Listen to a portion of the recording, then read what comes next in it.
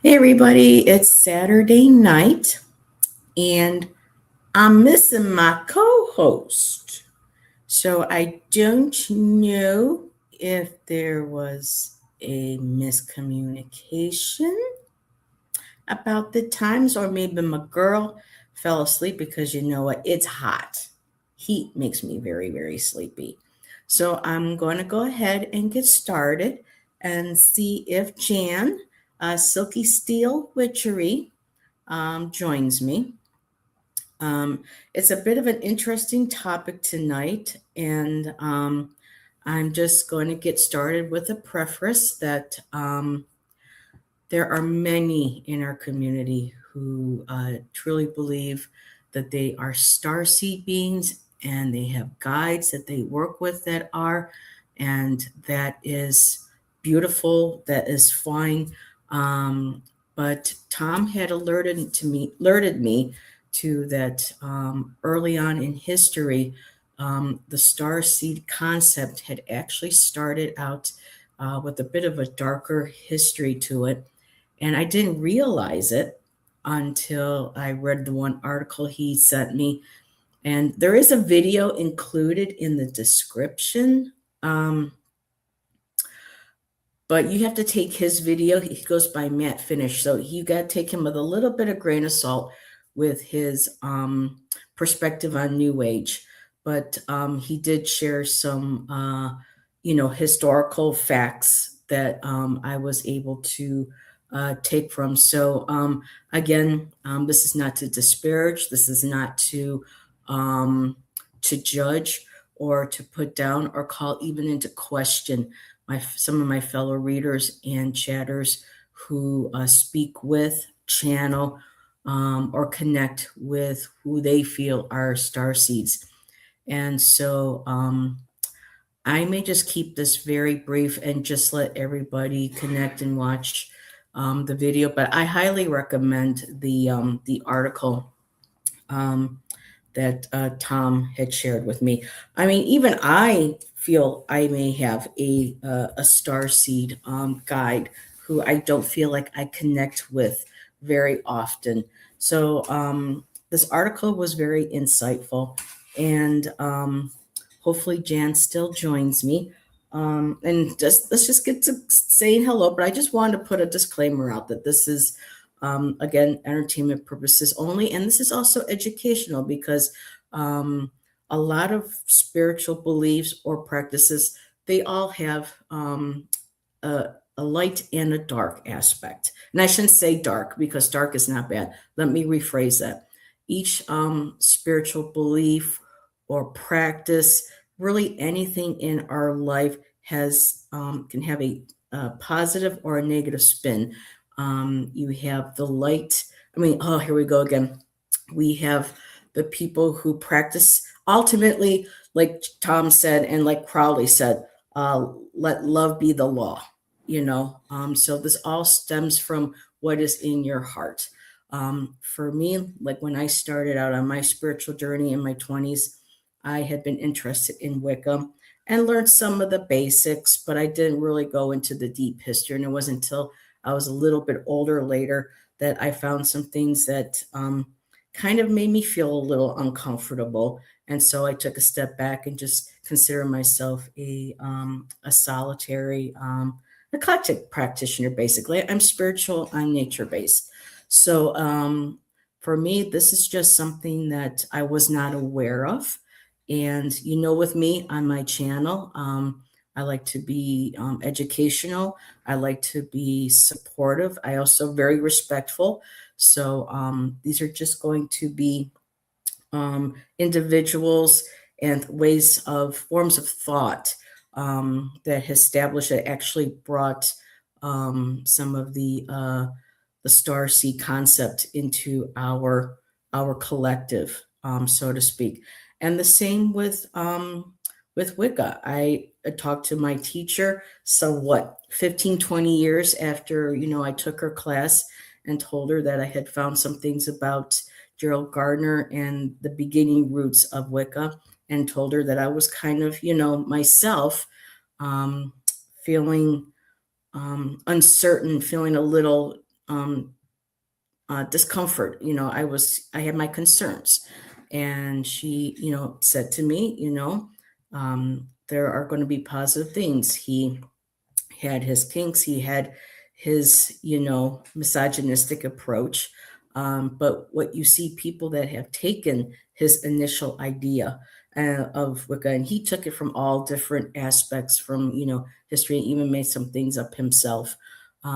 It's what you do with that. It's whether or not you proceed forward and practicing from a good place. So the same thing with any concept like starseeds. They may have started in history coming from a very, I hate to say it, racist thought form, school of thought like theosophy. So we'll kind of get into that in a little bit. So it's good to know, history. And this is just for, again, conversation. This is not to judge. This is not to say any of my readers, are bad or, neglectful, or I don't like the word neglectful. We're just, all on our own spiritual paths. Like with me, I still have some Christian family that say, well, you practice black magic, you're evil, you're satanic, you're going to hell. So, it's all how we are on our spiritual path. So for me, this is just sharing information that was brought to my attention that I wanted to share with everybody. And I know Jax, in our community, she connects with a starseed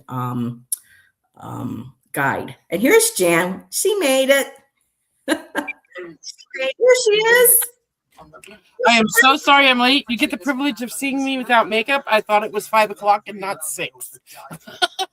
Oh my goodness. I'm sorry. No. I thought my time was actually at 5 o'clock, so I had time.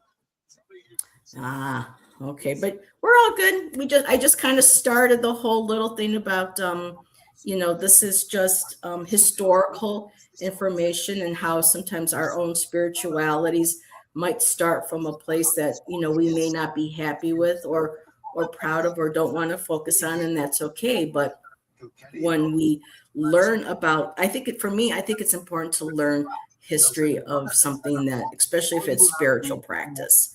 And like I started in the beginning, this is in no way to disparage, to put down, to denounce, or anything, any of our community that connects with, our stars, with star seeds, and works with them. So, let me turn off my TV. I'm so sorry. I really thought I had more time.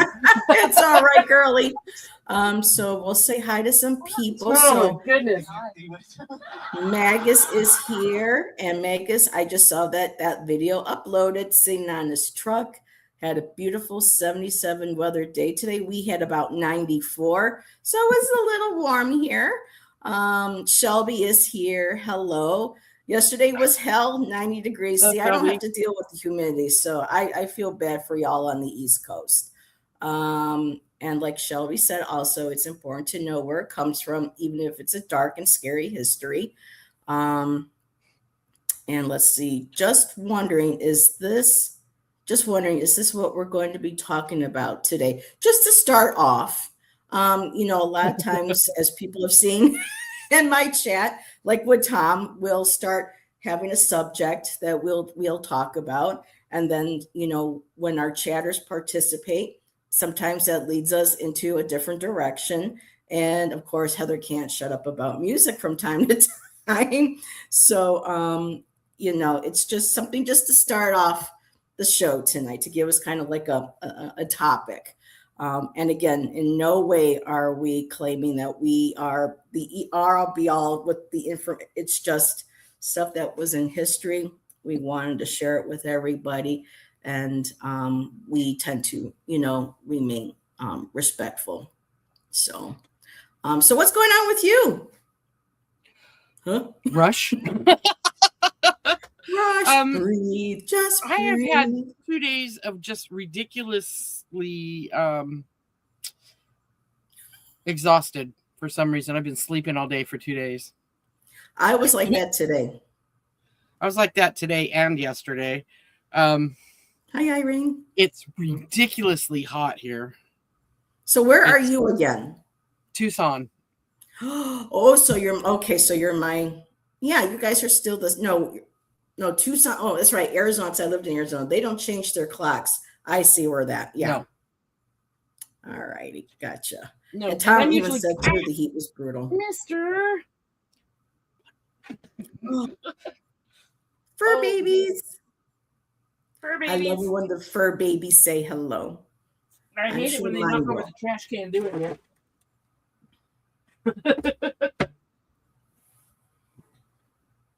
You know, he's allowed to visit, but he's not supposed to dump the trash can on his way up. No, that's not a good thing. And for people who have just come in, there is an article here today. Huh? It's 106 here today. Meow. Here, the minute you said the cat went meow. Well, come on up. I don't have cards. She agrees. Yeah, here, kitty. So the This is video, Mr. Murder Mittens. Oh, that's Murder Mittens. Let's see. I can't see the face. Where's Murder Mittens? What an interesting name. Uh-oh. Jan froze. From what Shan said, the sun has been putting off some one of those energy things, emissions. There we go. She's back. StreamYard hates me. And we see the tail. That's Mr. Merton. Yeah, Murder Mittens. Hi, baby. Aww. He's beautiful. If I harass him enough, he'll get down. Come here, he has an on-off button on his side that doesn't work. It's an on-off button, and it doesn't work. I already fed you. Go away. I wish I could do that for mine at night when he starts to yowl and scares the shit out of us in the middle of the night, especially I have a deep sleep. Solar flares. Thank you, Shelby.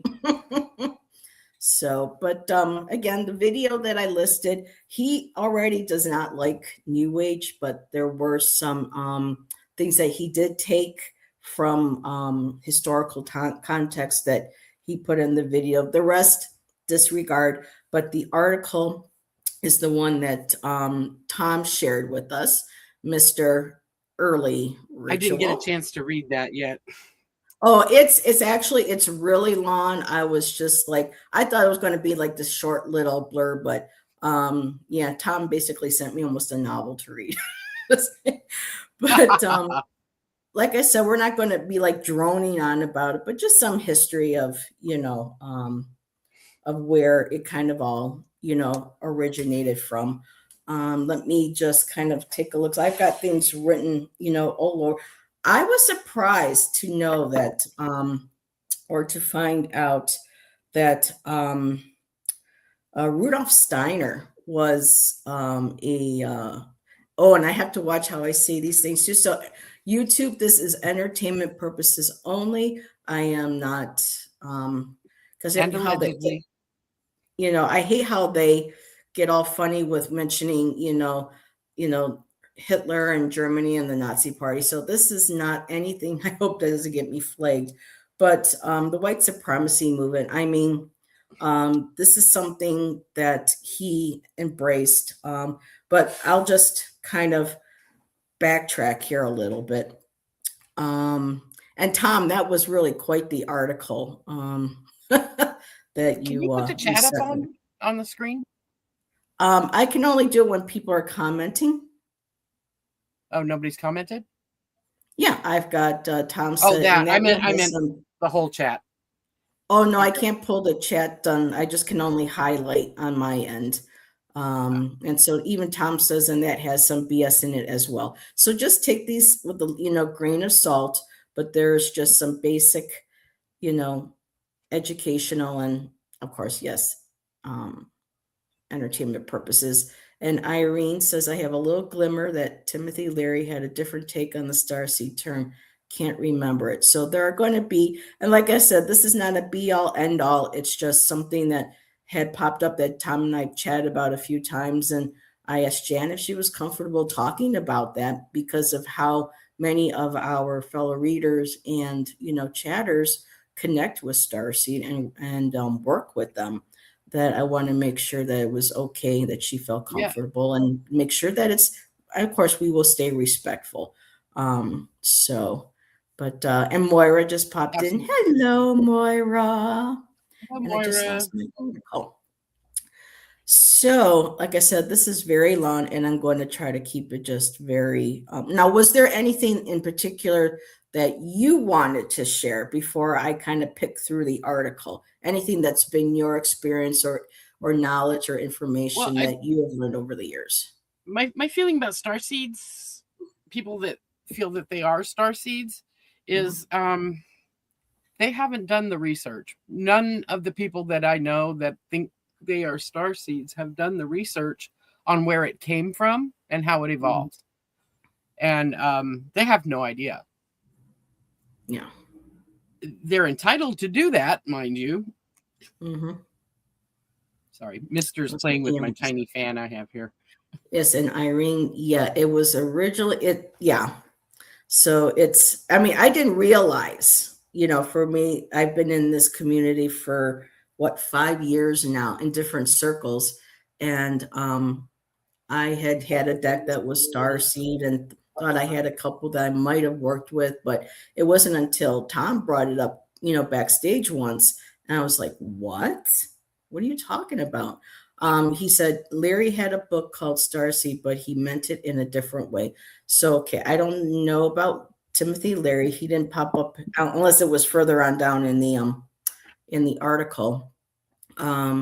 Shelby, very chatty tonight, and that's okay. I'm just saying, I love, we love chat and subscriber, interaction. I thought the whole controversial thing with Starseeds was people being a bit too much in the woo-woo about it. I did know it was a much darker than what I know so far. And a person that considers themselves a starseed is the Mr. Shaman, who I wish he would not have used that name. Yeah, at the January 6th riots. Jan Sixer guy. Yep, he considers himself one. And again, like I said, just because he is, and he was teaching classes. Yeah, at this one school. So again, we're not saying that our fellow readers are the same as this individual. It's all what we do with the knowledge or what we connect with. And let's see. The people that I know that feel that they're star seeds have no idea where it came from. They don't feel at home or comfortable. And so I'm going to say bought into it, but I don't mean it in a bad way. If that is like possible. I said, they very well may exist. And we'll never know until we, actually have that. I absolutely feel that there's aliens. Oh my goodness. I absolutely feel that there's aliens, definitely. I just don't think that we're hybrids or reincarnated aliens, personally. But that they're out there, yes, they absolutely are, in my opinion. And there are some people in our community that feel that they are, and that's fine too. It's what we are, because who I am not to tell someone what their spiritual path is or is not, because we know how that has happened and how that worked over, the millennia with, women who practice, witchcraft. I mean, we all know. I was going to say, I'm a witch. I have no way. All the different to somebody else's beliefs. Yes. So, just kind of starting out, it kind of started around. Well, it began pretty much with Helena Blavatsky. Oh my gosh, I always practice her name, but Helena Blavatsky. Thank you.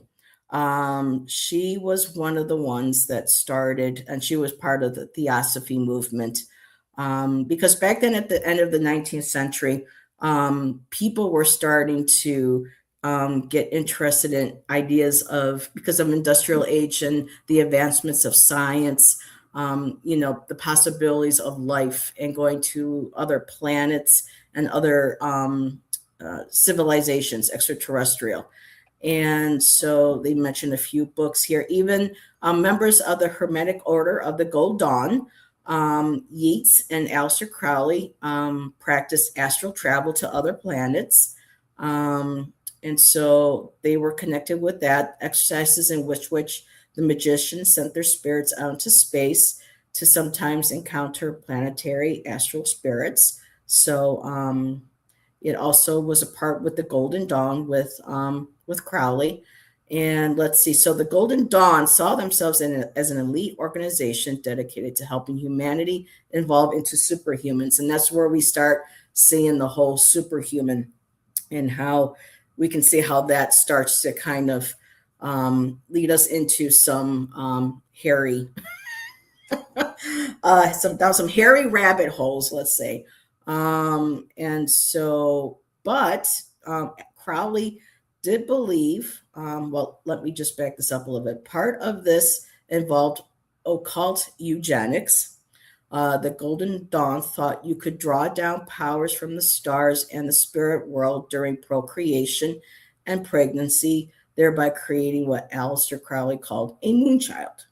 Okay, fair enough. But then after that, we had H.G. Wells releasing his book, War of the Worlds, talking about utopia, trying to evolve, the human race to a higher, a higher vibration, a higher level, ascending into superhuman. So we're already kind of, and then of course, one of his last novels, Star Begotten, said, was basically talked about how, extraterrestrial hybrids basically or incarnations can help evolve again, the human race. So, but this is where it was in the 1870s, is the new religious movement that appeared, invented by Russian Madame Helena Blavatsky. Theosophy emerged as a reaction to the triumph of Darwinism, scientific materialism, and started talking about superhuman beings called, the masters. And I'm going to take a quick break. If there's anything you want to add, oh, go ahead. You're muted.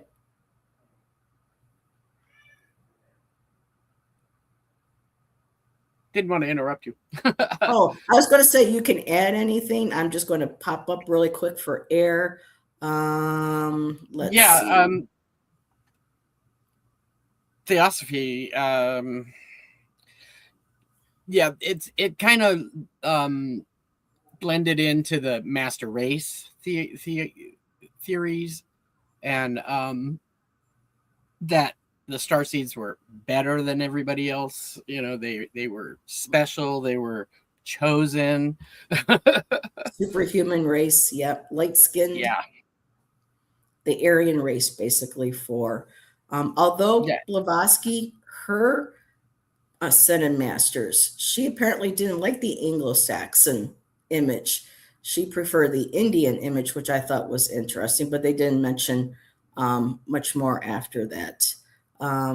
Like Hare Krishna, I don't know enough about Hare Krishna. World of Worlds was fiction, yes. Let's see. And Audra's here. Hello, Audra.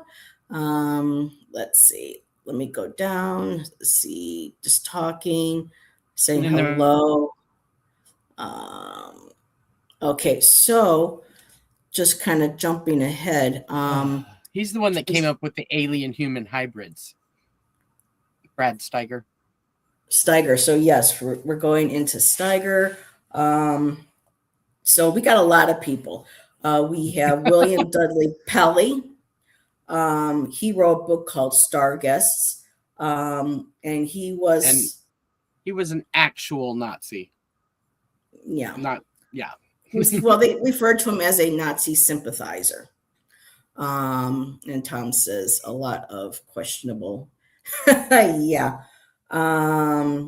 He talked about in his book the secret cabal of bad aliens, referred to as reptilians.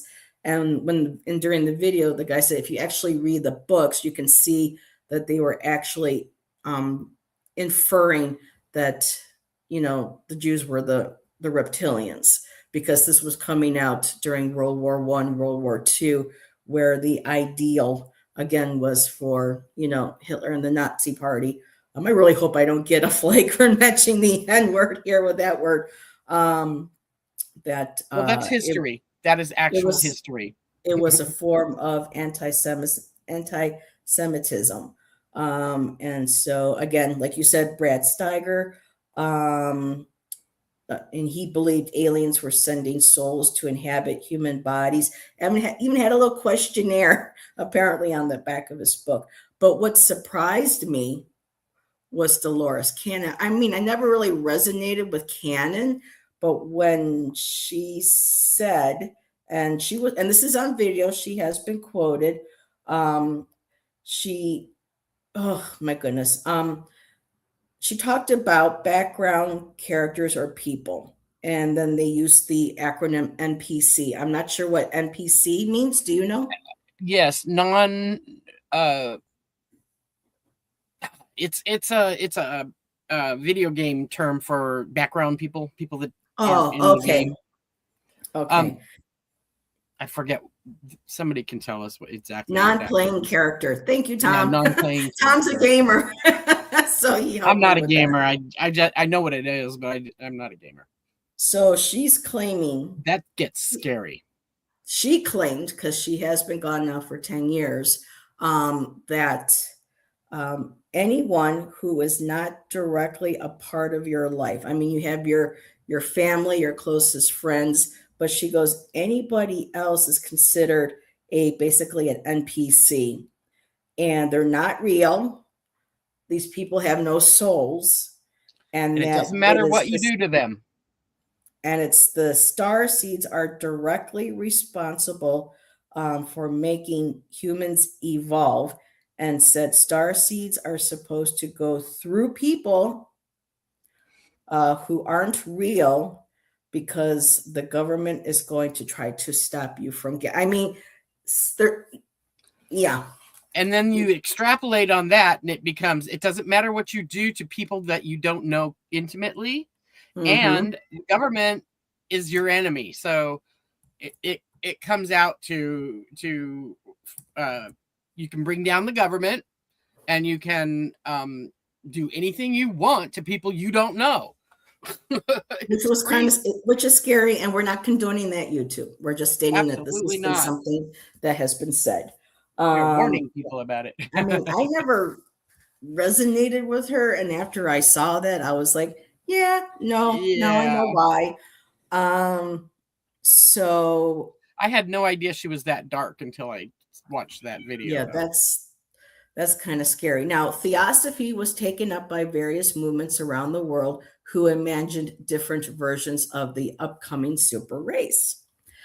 In Mexico, for example, Minister of Education Jose Vasconcelos, I hope I said that right, wrote a book called The Cosmic Race, in which he suggested that Latinos were the long prophesied super race. But in Germany, Theosophists insisted the super race were Aryans. German Theosophy developed in the Volkisch, I don't know, culture in the 19th century. Of course, they go on using, we talk about that. We are ready, because he goes on about something. But here, one finds this Aryan or white supremacy in German Theosophy. Rudolf Steiner, leader of Anthroposophy, that's a mouthful, Anthroposophy, claimed that all cultural achievements came from the white race, who are more spiritual and cosmic than other races. Jörg von Liebenfeld, inventor of Ariosophy, claimed that the Aryan hero is on this planet, the most complete incarnation of God and of the Spirit. So we go through. So this is where all this, again, they talk about segregation, eugenics, miscegenation laws. And so they were basically advocating for the mass castration of other races to protect the purity of Aryan women. So they believe that Aryans had a different origin from other species, that they were full-blooded Aryans were not the result of natural selection. The esoteric writings indicate they were the result of careful and conscious breeding process by higher, different kinds of being, such as the Theozoa, the Electrozoa, angels, which once lived on this earth. Yeah. So they thought they were gods, basically. Mm-hmm. And even to this day, there are groups in Mount Shasta, that also continue to hold this belief. And for people coming in, again, this is for educational and entertainment purposes only. We are not, what's the word? We're not condemning. We're not judging anything like that with our fellow readers and our fellow subscribers who feel they do have a spiritual connection to star seeds and other planets and other races. This is just we're just taking a look tonight at the history where some of these terms and beliefs started coming from. And this included, going into the whole UFO phenomena. This article just goes on and on and on. But yeah, it made sense, because a lot of times where I would go into, New Age stores and they talk about, ascended masters, you see the artwork where they're absolutely,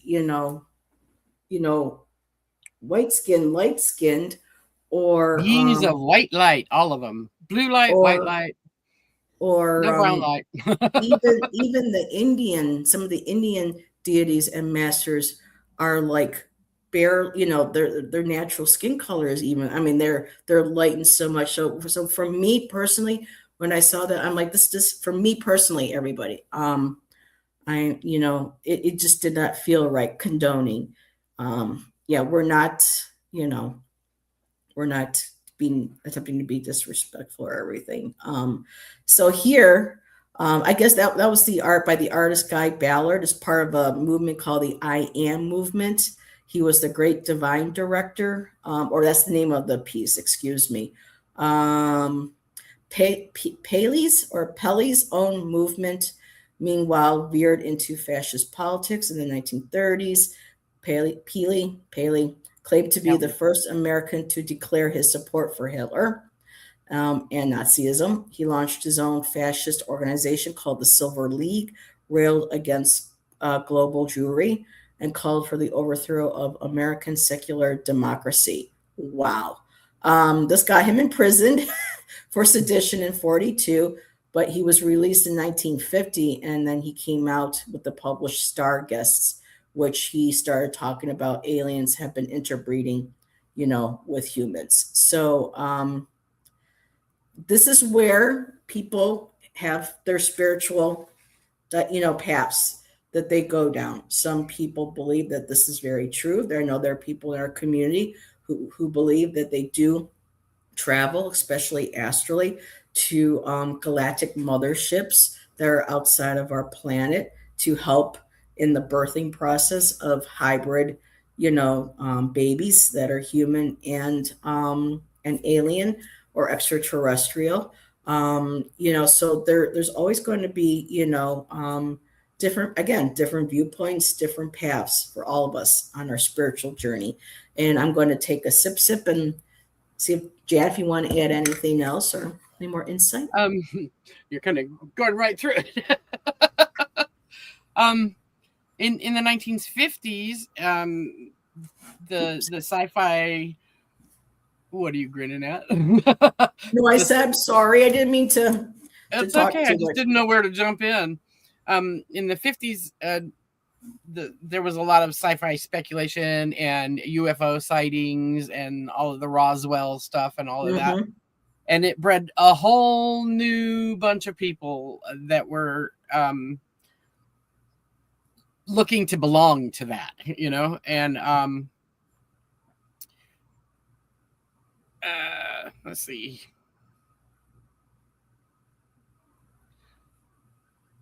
I feel really unprepared. I wish I would have known we were going right back into starseeds. But there's so many people that have started cults over this.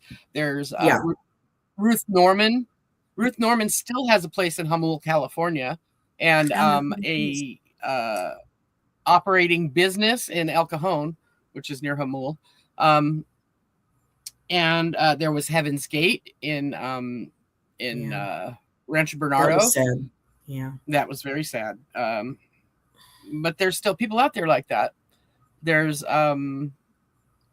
it's scary what it has all turned into, and even the people that don't think they're hybrids or reincarnated aliens believe that the aliens are coming for them because they're special. It's the same kind of concept.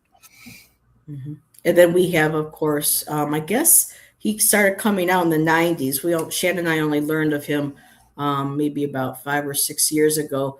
But British Theosophical conspiracy theorist David Icke, or David Icke, I'm not sure if it's Icke or Icke, claimed the human race is under attack by an alien reptile race of Lemurians who have perpetuated their race by breeding with particular families, including the Rothschilds. Well, what I will say about conspiracies is sometimes not all conspiracies are, not all conspiracies are created equal. There are some that have a lot of foundation. I mean, you step back and you see certain things and you're like, oh, wow. Just because it's a conspiracy doesn't mean it's not true. True, or there are elements of truth in them.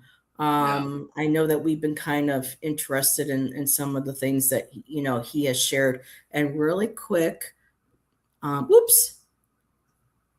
Kristen said, yes, was about to mention Heaven's Gate. Unbelievable. I lived very close to that when it happened. Did you really? Yeah. Oh, wow. Yeah. I was in Oceanside, which is on the border. Rancho Bernardo, Oceanside. Oh, that is so sad. And here we go. Here's Leary being mentioned. And so, like I said, this is a wormhole for everyone to feel free to, read, and you feel what's right for you, what feels right. And, go ahead. Just want to put that out there.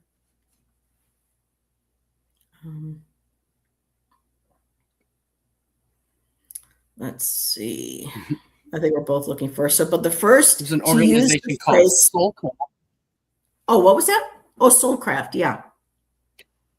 Yeah, there was an organization called Soulcraft, and they shifted the tenets of theosophy from Indian masters and stuff to space aliens, extraterrestrials. Their aliens teach theosophy, something that somebody else on Earth created. So interesting. Hey, Jax.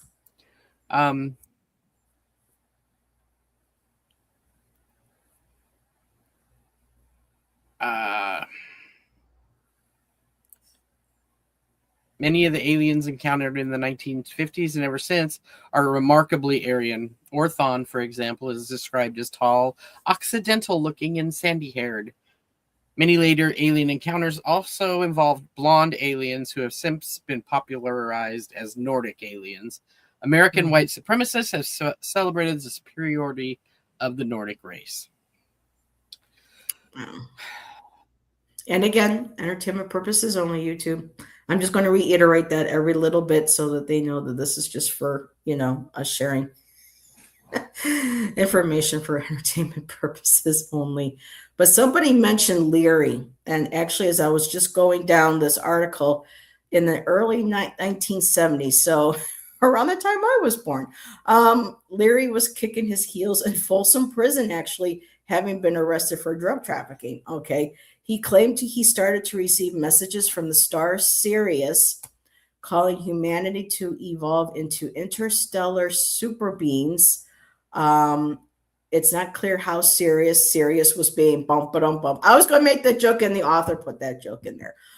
He and another inmate who also claimed he received Sirian messages share these communications in their 1974 book, Terra 2: A Way Out. And they were the aliens allegedly urged Leary to gather together 5,000 of the smartest, healthiest, and sexiest humans onto a spaceship to leave Earth and seed another planet and raise a new species of ultra intelligent, But I'm still here.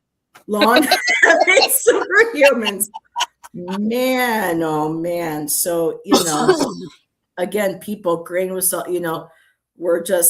we're not making, you're here to be disrespectful or making fun of people with stuff. It's just there's some people that go on that dark, negative,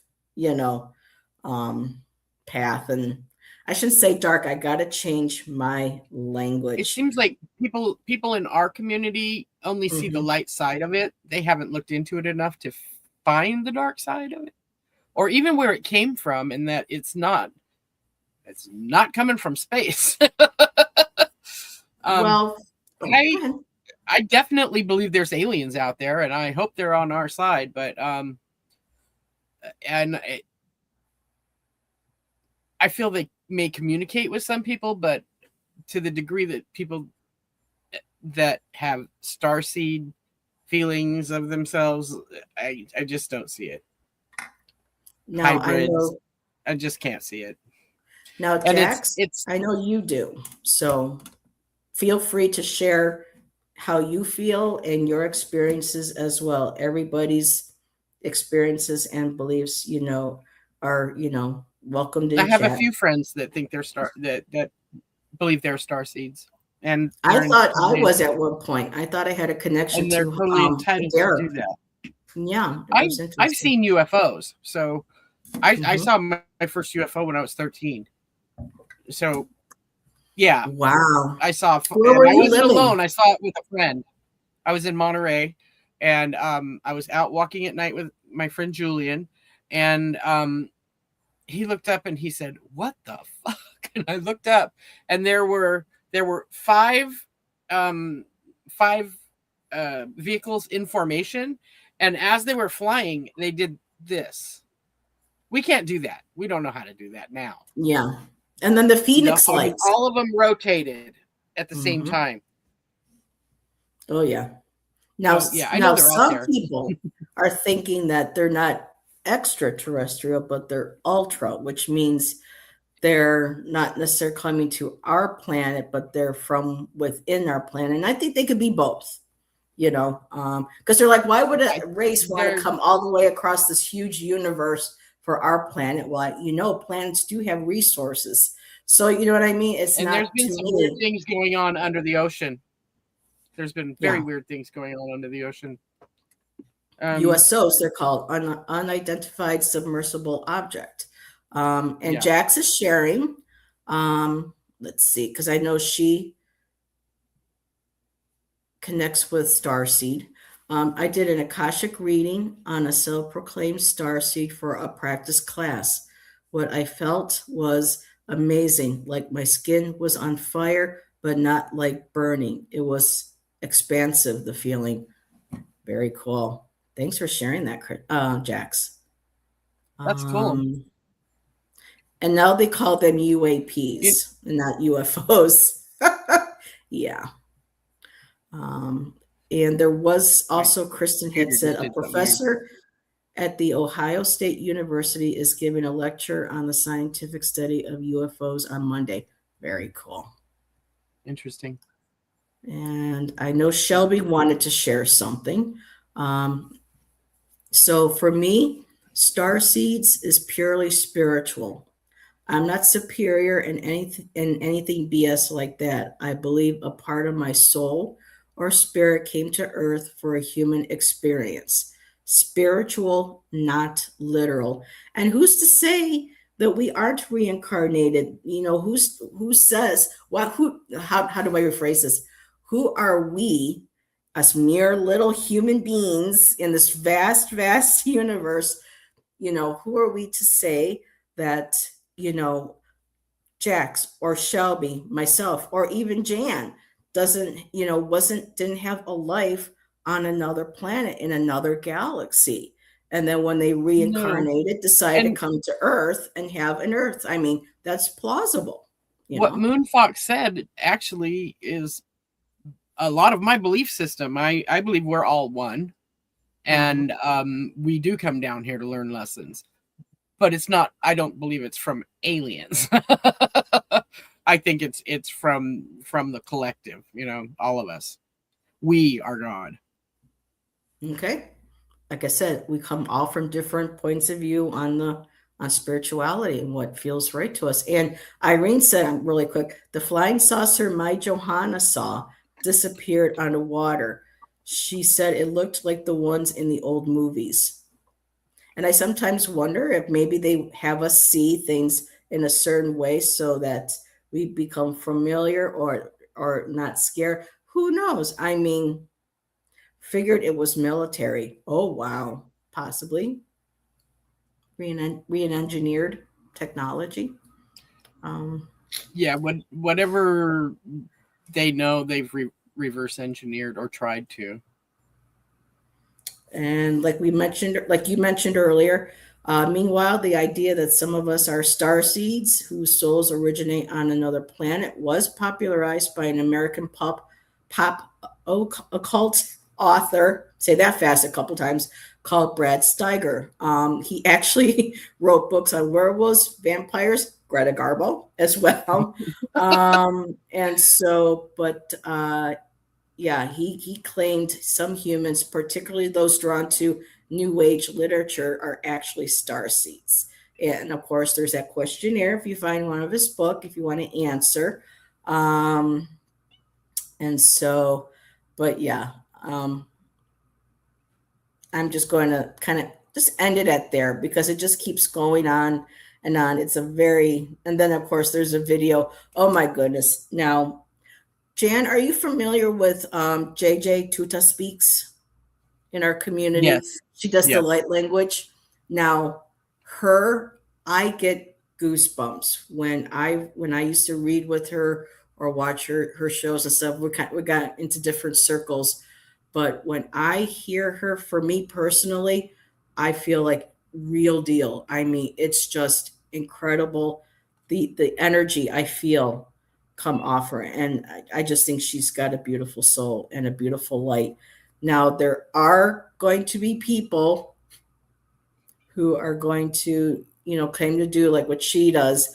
And some of the videos are absolutely hysterical. And if people That was my reaction the first time I saw her. I must admit, that it wasn't real, I laughed. You know what it reminded me of? I used to go when I stayed in Georgia for a little while with my friend Bridget, and she's black, and we used to go to church on Sundays. And I'm not a Christian, but I love going to a Black Baptist church. It is so much fun. It is very entertaining. But when I saw Tuta Speaks, it was like listening to the people speaking in tongues. in tons.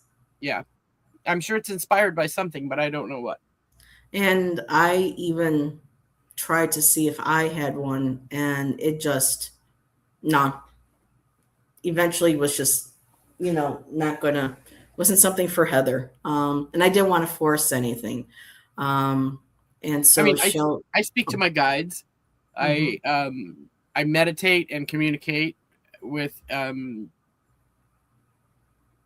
higher self. I don't know what it is, but it's looks like people I know. Yeah. And I just it's just the alien thing I can't get with.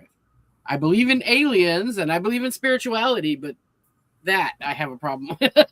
What do you mean that? You mean Us being alien, alien? Okay. Gotcha. either hybrid or alien incarnated souls, or I don't know. So then you don't connect with the Anunnaki concept of I spirit, don't know. I don't know. because they were supposed to be from Creating another us as worker planet bees, yeah. as worker bees, as manipulation of human, genetics. Mm. And Tom says, and Tom, I want you to share more because you're the one that inspired me, to do this show. I am not a fan of the coming down for an experience idea, but it doesn't fit into his paradigm. Yeah, so we're all, again, going to have different things that we, and Shelby, but you're here now, Tom, for the McDonald's. Yes. Oh, Mister. yeah. Maybe. What are you doing? Okay, who is she again? What's her name again? Who's that we're who? We've been What? mentioning a lot of names. But Shelby did mention Rebecca Campbell. I used to have that deck. I did not resonate with it, and I did, give that to a friend. Um, I don't know of Rebecca Campbell. she is the one that created the Starseed Oracle, the Rose Oh, cards. Oracle. Yeah, Cards. the cards. She's got like 5 decks out, and I still have her Stone Oracle, but the others I had to donate because I couldn't bring everything with me. Let's see. When I hear, we're talking about JJ. So it's JJ Tuta T. Here, let me just type that into chat. Utah speaks. So Tuta speaks, and her name is JJ. When I hear her, I hear the cadence of indigenous languages. Not sure if it is, but I'm skeptical. But yeah, I mean, we're going to have. Well, I'll tell you what stops me the quickest with her is she will say what she's saying in her light language in English, and the words that she says in English that don't repeat in her life language. They're not set up the same. So yeah, it's like if you're using that word, it should be that word. Yeah. For me, I never really paid attention. I would just close my eyes and just listen to her. It's like speaking tons. There you go. Yes. It's pretty. I've only seen JJ on with a particular creator that I do not resonate with. I don't discount it, but I'm not sure about that. And again, this is to each their own. Oh, Mr. Murder Mittens. Oh, he's so cute. And Shelby says, I'm with you in the Baptist church. They know what's up. I love going to Baptist church. And the women dress. To Black Baptist church, white Baptist church, I can totally do without. Ooh, and the Inuit throat singing is pretty odd to her, but that's incredible. A lot of the my goodness. There's it's not Korean. It's from the steppes, like the Mongols that do this throat singing. That's just amazing. Mm-hmm. Especially when they're a rock band and you hear some of those rock. I listen to that kind of stuff all the time. It's so amazing. Yeah, it's amazing. And Kristen says, yes, I went to a Black Baptist church once. The woman I was with gripped my hand so fiercely. She was in an altered state and had no clue she was gripping me like a vice until she came to. Wow. Yeah.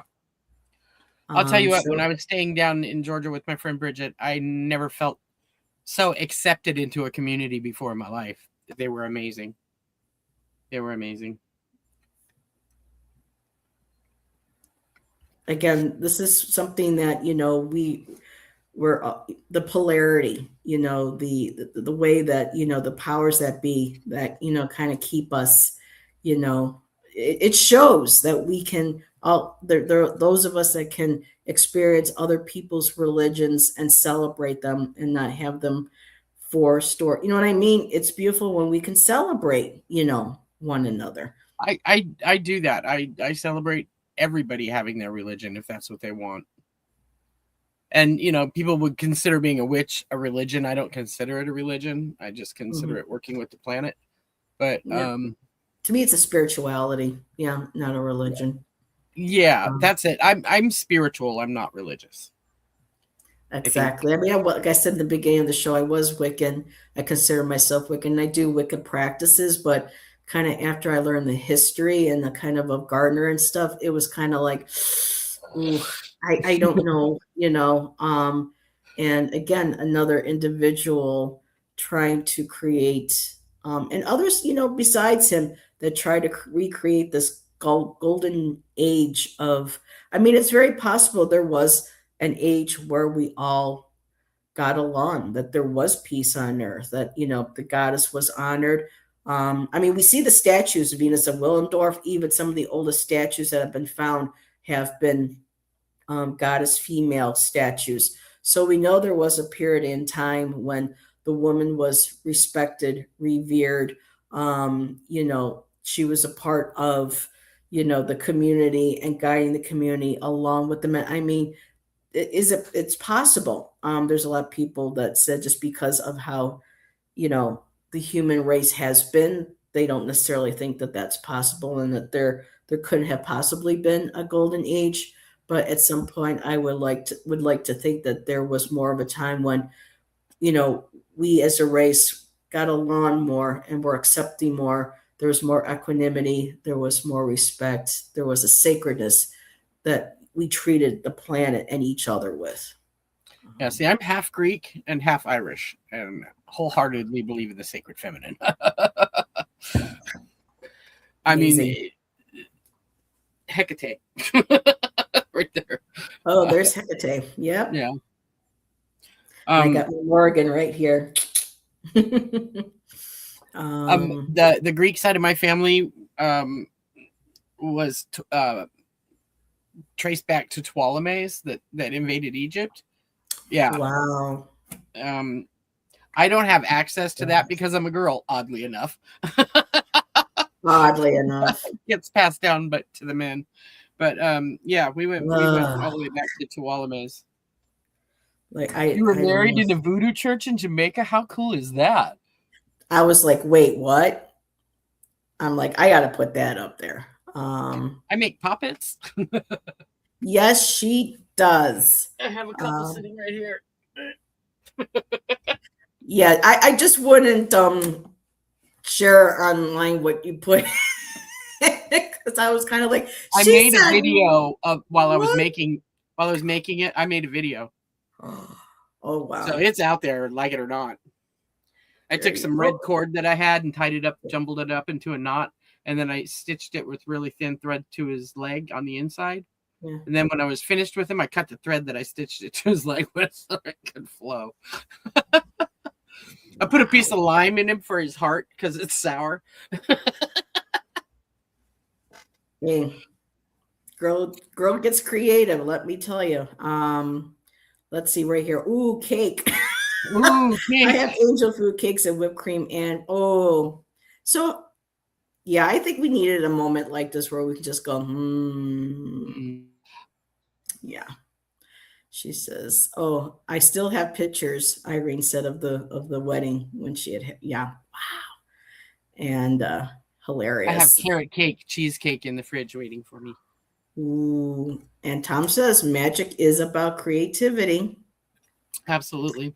And there it is. Thank you, Jack. She put up the link to your puppet video. Oh, there we go. Yeah, I woke up that morning and I went, I need to make a puppet.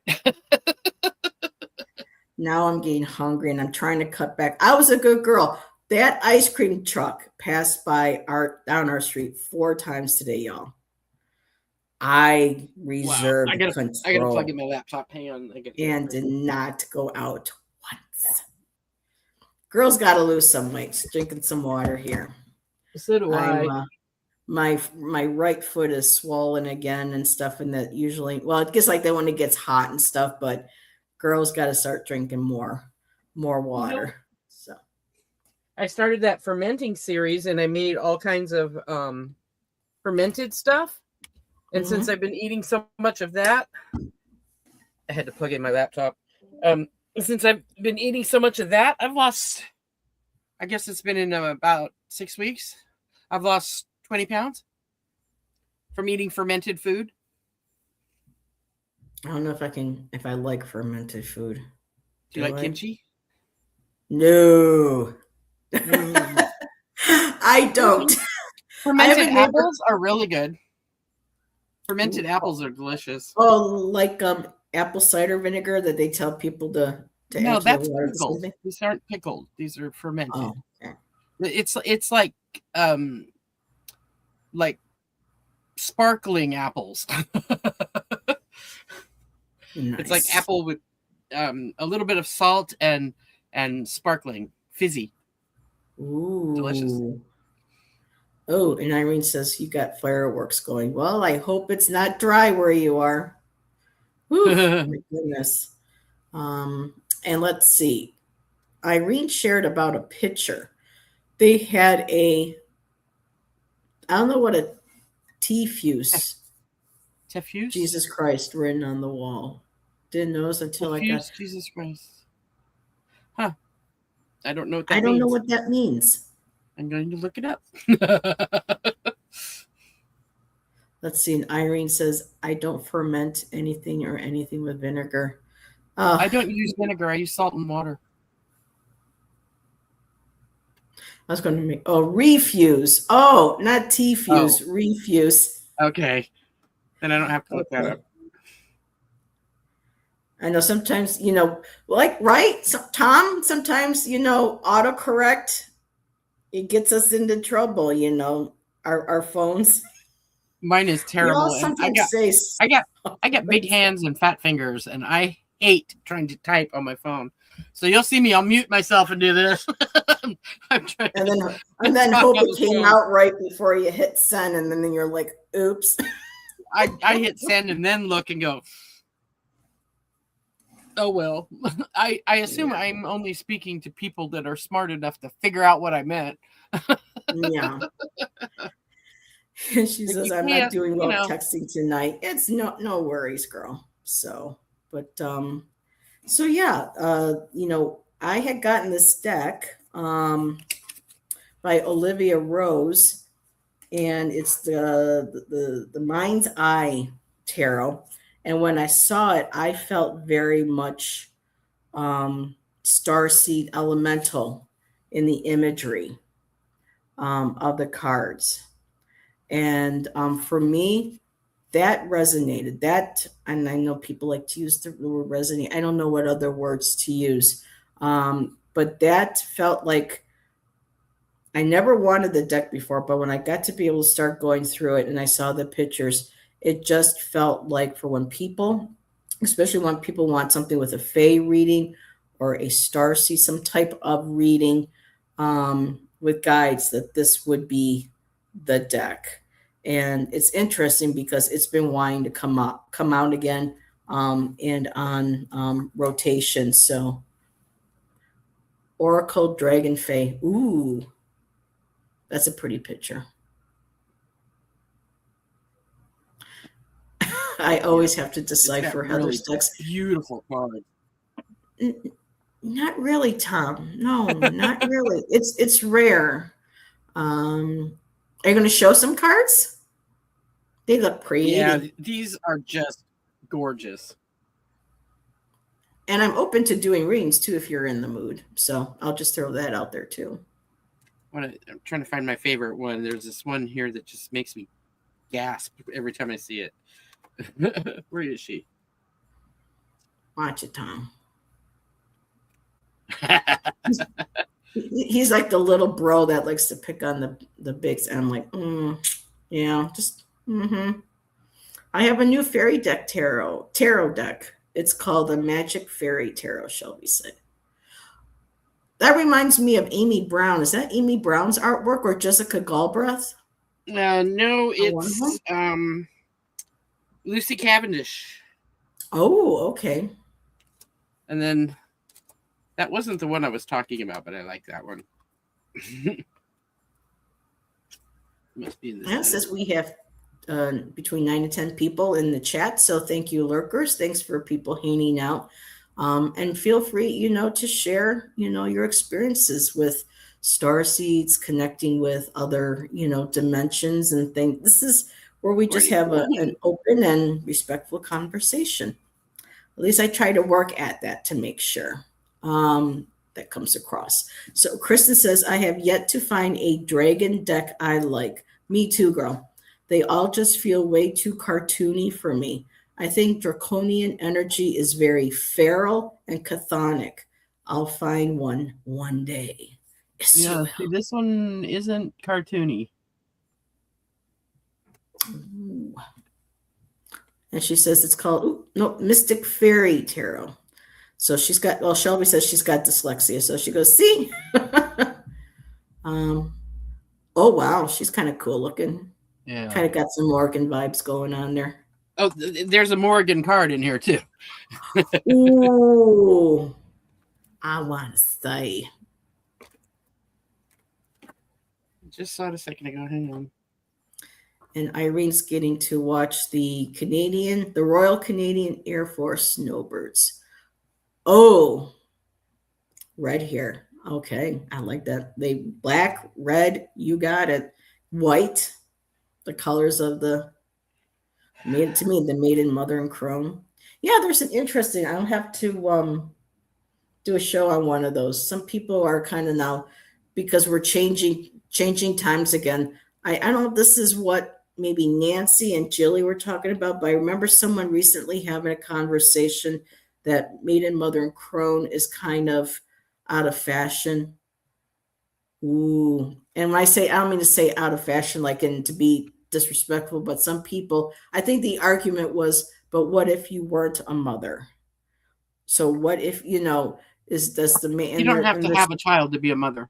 And they're trying, and somewhere I heard this, there's, discussion about, but when I was getting Sage Woman magazines back in the day, one author added a fourth, and that was Queen.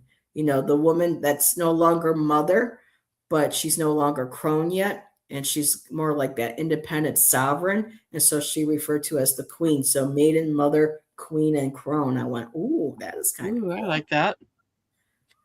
I'm okay with crone. I'm 66. I'm not there yet. Yeah, I'm not there yet. So hopefully at some point. I've heard a new quad, maiden, mother, warrior, crone. There you go. That's interesting.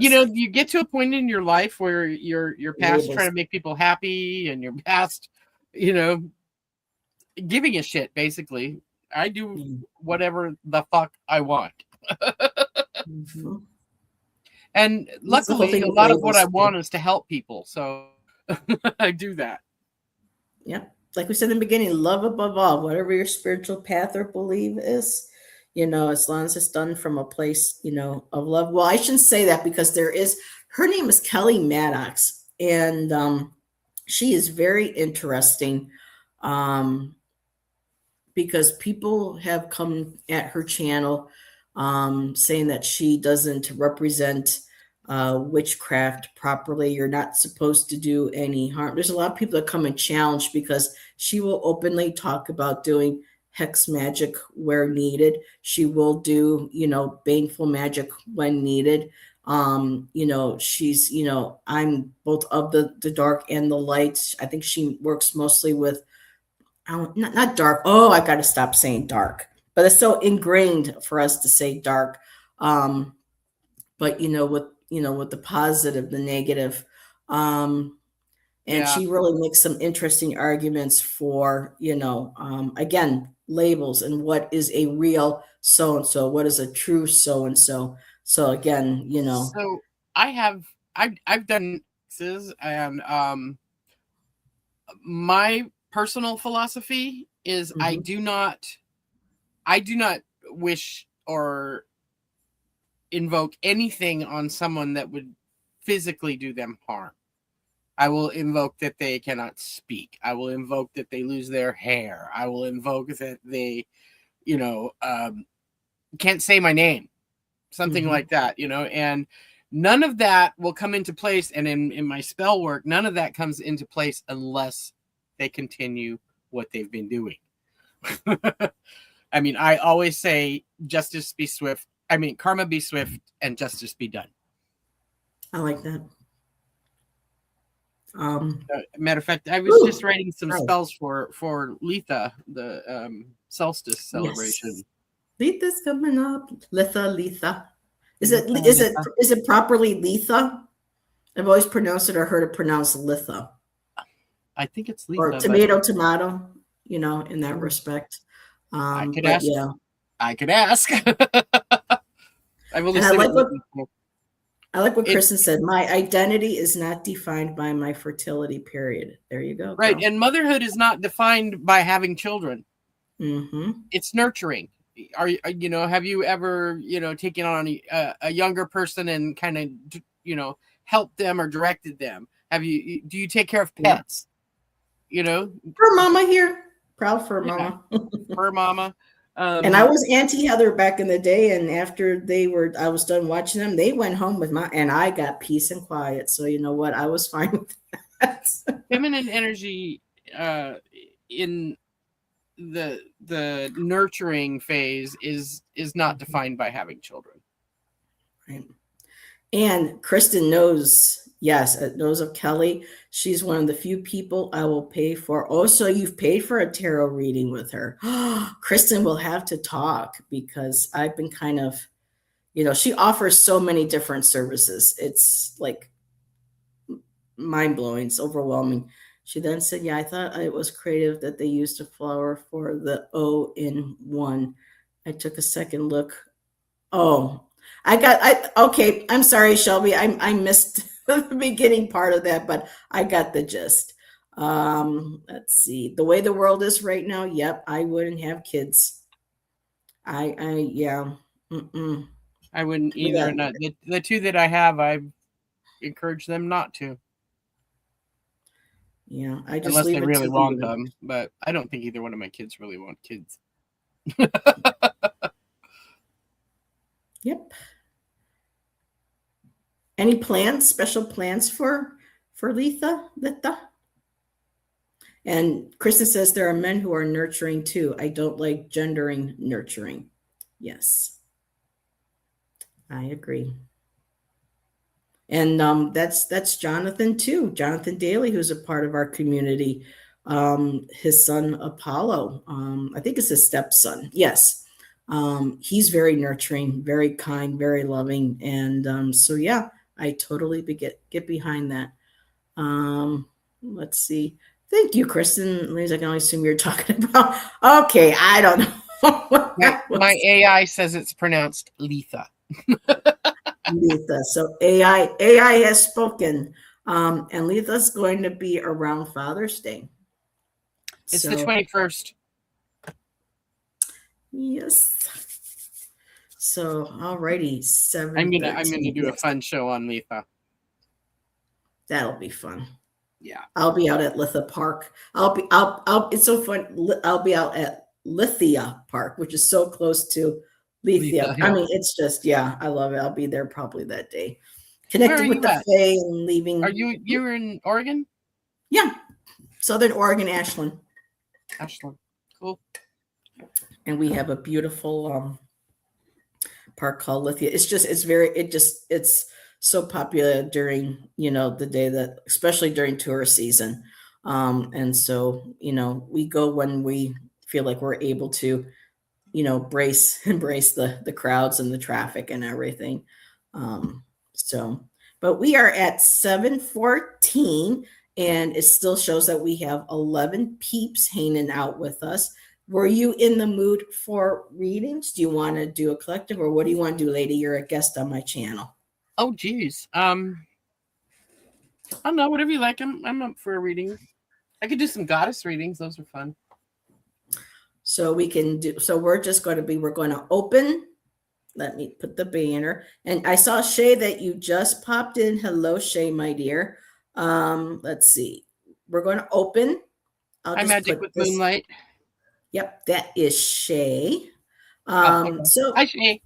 we can do general, we can do goddess. As long for me personally, I don't do political. I don't like being on politics. Third party, I don't know how you feel about third party, Jan. Okay. When it comes to health or legal, I'm not a doctor and I'm not a lawyer, but yeah, the standards I won't do those either. So if you're not sure, still put the question in, and then if it's something that we need to tweak it, we'll tweak it. I need to refill my sip. I know I'm going through a lot of I still got a little bit left. So me, please, but anyone else can go ahead first. So is there a specific question, Shelby? And no, not are you going to meet a sexy man on a motorcycle? I read for you on that already. I'm good with a pendulum. So I will take yes/no questions. So Tom says, so Heather won't read on anything fun, in other words. Oh, Tom. Okay, I have to refill or I'm not going to be able to do anything. I'll be right back. It'll only take a second. So Shelby, I'm going to look at my decks. I actually got my Seasons of the Witch. I got my Letha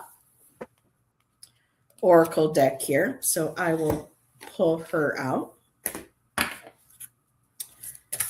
Yeah, Heather's a party pooper. A.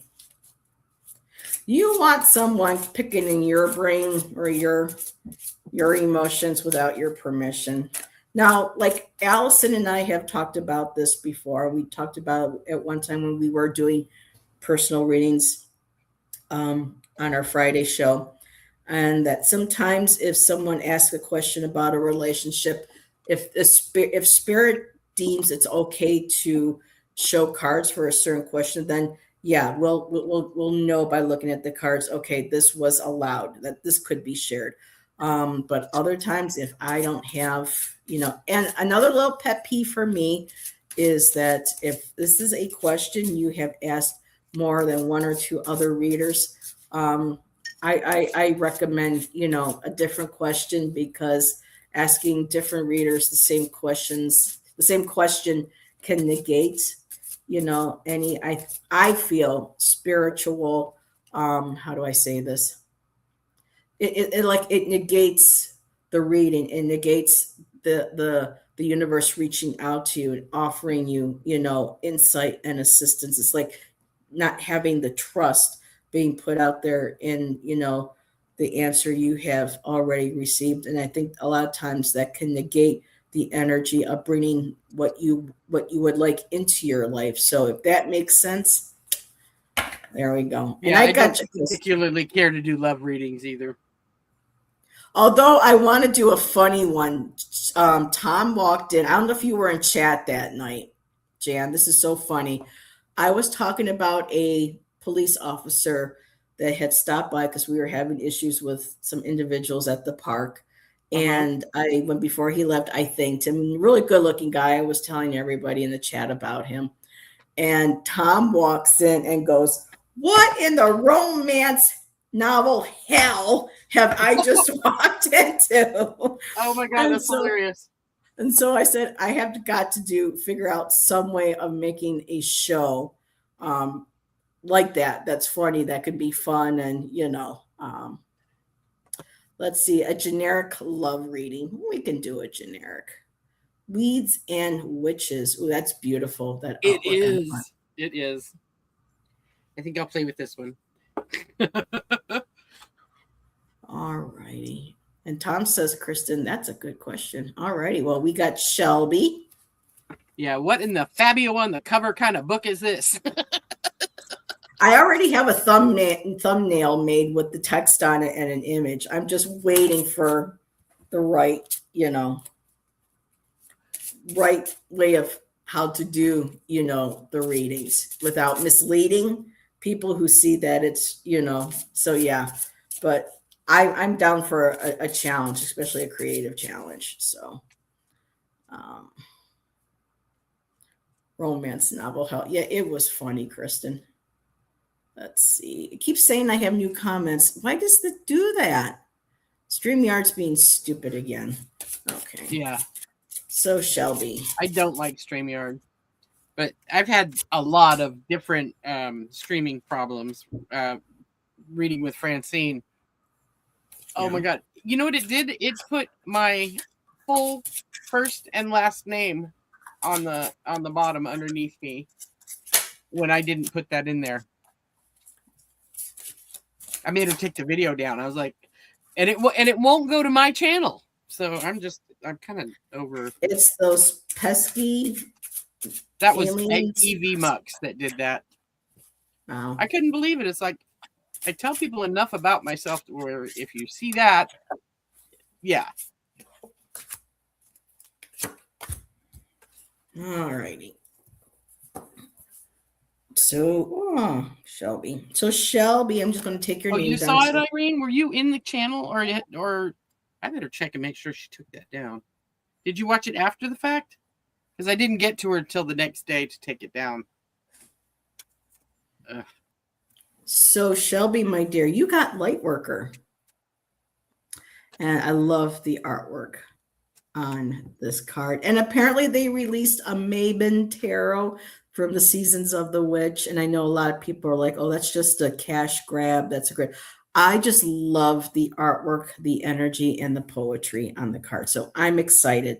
So thank you, Selena, for bringing that to my attention on your channel. But Shelby, you got Lightworker. The transmutation of shadow is needed when seeking the light that guides you. Your root card for this, the root energy, is the Hermit. And look at, she's holding, well, of course, the Hermit has the lantern, but I love this. It's almost like, and exactly kind of like the same colors too. So it is going within and doing the work, my dear, taking time for solitude for yourself. And with this one here, she's holding the light within the earth, within the roots. And so the answers you are seeking are rooted within you. It's rooted in the light that is you.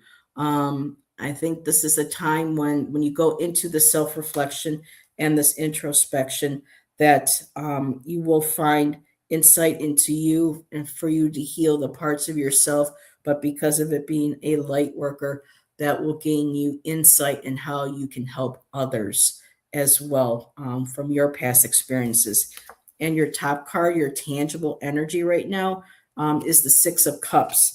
So right now you're going through some you're going through some feelings. There's things from the past, things that make you happy. So for me, this is feeling like the things that have brought you bliss, happiness. Focus on that when you go into that hermit mode. It's like the things that bring you, that show you the light, that because with you being an artist, or anything creative, when you're working with it and you feel that energy of that inner child, that happiness, that joy, you carry that within you. That's part of the light that's going to be guiding you from within. And that's what I have for you, my dear. See what Jan got for you. Okay. I pulled from Weeds and Witches, I pulled On the Threshold. And this is the card of fennel. That's fennel hanging on the door. And I love this liminal spirit up here. Looks like these guys. Death. But that's not what they are. Oh, I like that. It says, where do you come from? Fennel protects this new beginning at the door. It recognizes the changing landscapes and oversees those being born. And then there's you, who is on the threshold. No longer there, not yet here. It's impossible to know what you will find. When you decide to move, something comes with you. You may not see this protective force, but it accompanies you wherever you go. The silent presence watches you, but does not hold you back. You know that you are ready. And then I pulled, I use these Lenormand cards. It's Urban Lenormand, and I use them for clarifiers. I like Lenormand. And you pulled the Rider. Oh, Shelby, there's your man on the motorcycle. She was asking about a man on a motorcycle. When was she going to meet a man on a motorcycle? Well, there he is. Oh, Shelby, I and this love is it. about receiving news and long-awaited meetings. You got him. He's coming. Tempting offers and new income is the writer. I don't know how to do Lenormand, but I do like these cards. I haven't pulled out my Lenormands in a while. I love Lenormands. They kind of like get right to the point, and I love that you can use them if you need like an extra insight into an oracle or a tarot card. Yeah, that's what I use them for, and they're really, really cool looking. Yep, sexy biker boyfriend. Ha! I like the bear. I like the bear too. He's hot. Ooh, girl. Tom, what in the hell romance novel did you fucking do? Yeah, what in Fabio on the front cover is going on here? I just absolutely could not believe when I looked up and I saw that on him on your card. I was like, you can't make this shit up. You can't. That was That's funny. awesome, Shelby. I'm so happy for that came up. Oh, all righty. Who's So if next? I did not miss anybody else, we have Kristen Louise. What strength in me, if any, girl, you got strength within you, do I have that I'm currently not noticing or using? Oh, girl, we all have that strength, but I know there are days when even I question, it's like, where is it?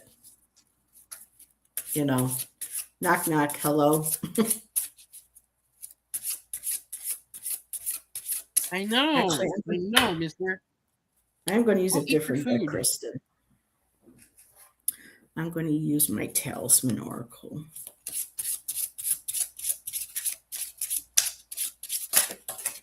Ooh.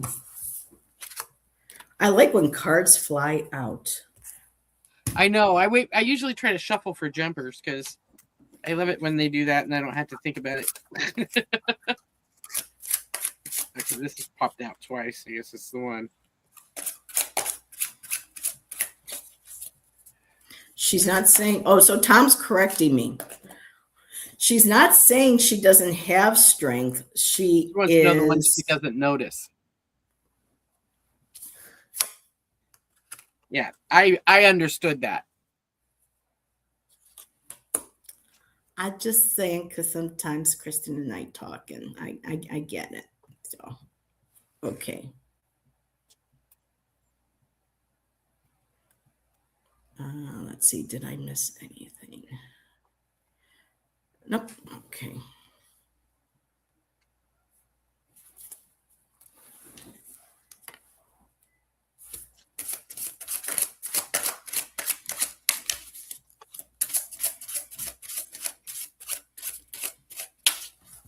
Come on, give me one more. Yes, I do, Kristen. I mean, we've all been there. I mean, Kristen and I have conversations too after shows and stuff. So, but yeah, I get you, girl. Oh, that's interesting. I don't do reversals, and I had a reversal pop out. Funny. So, were you all done pulling cards, Jen? Because I like my guests to go first if they're ready. I had one moment. I just got to look up this Weed and Witches. So, Weed and Witches says, what you haven't noticed is your quiet tenderness. And the weed is mallow, and mallow brings relief where something hurts. It accompanies the slow processes and supports the relationship with gentleness. Sometimes the healing gesture does not need any words. The relationship becomes a fertile space where two distinct presences meet their differences and create harmony. You can be the one that welcomes or the one that lets herself be held. There is a strength in a tender gesture and in staying close without invading, like two sweet mallow blossoms.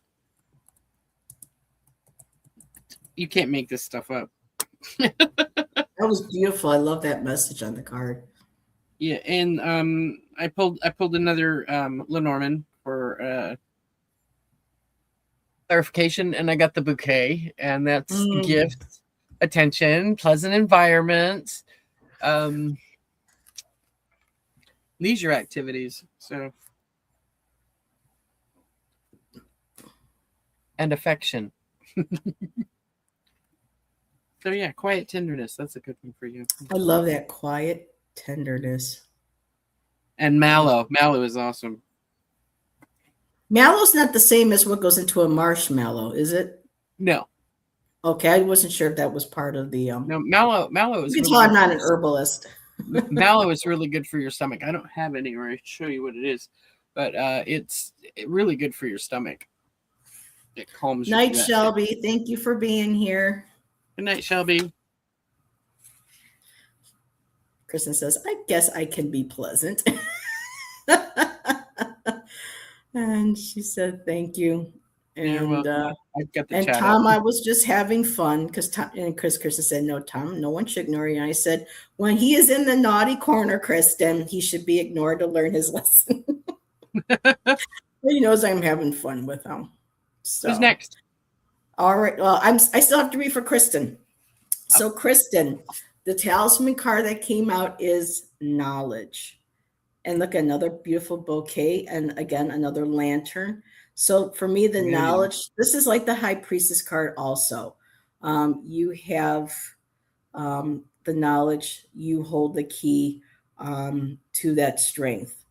Um, with the book, I'm thinking of a possibly a book, a journal, something that you have personally written or you have read that you will find maybe some of that strength that you need. Um, Actually, that's not a key. That's the talisman sigil for the card. That's interesting. For I saw that is the key. That is what the book that has this writing in it for you, this message, something that is going to help lead, light, and guide your way. And I love again, like Jan got that beautiful bouquet. There's a beautiful bouquet of flowers on here. So it's that blossoming, it's that gift, um, gift from spirit, or actually gift from yourself. There is something already, again, it just keeps coming at me. Something I feel like more that it is something that you have written yourself. And that when you go back and you read this, it brings that feeling There was a of bouquet on this strength. one too. Nice.